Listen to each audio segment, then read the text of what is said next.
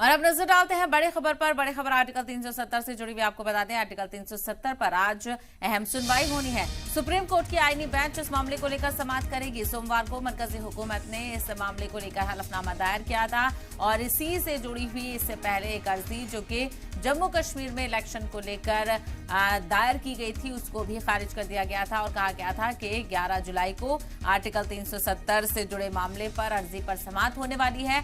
उसके बाद ही इस इलेक्शन को लेकर चीजें साफ होंगी। तो आर्टिकल 370 पर आज सुप्रीम कोर्ट में अहम समाअत, आईनी बेंच इसकी समाअत करेगी। वहीं सोमवार को मरकजी हुकूमत ने इस मामले को लेकर हलफनामा दायर किया था। तो आर्टिकल 370 को लेकर अहम अर्जी दाखिल की गई है और हालांकि इलेक्शन को लेकर भी इससे पहले अर्जी दाखिल की गई थी, लेकिन इस अर्जी पर सुनवाई का हवाला देते हुए उस अर्जी पर सुनवाई टल गई थी। अब ऐसे में देखना यह होगा कि आर्टिकल 370 को लेकर क्या कुछ चीजें सामने आती हैं, जो कि सुप्रीम कोर्ट सबसे बड़ी अदालत में आर्टिकल 370 पर आज समाअत होने वाली है।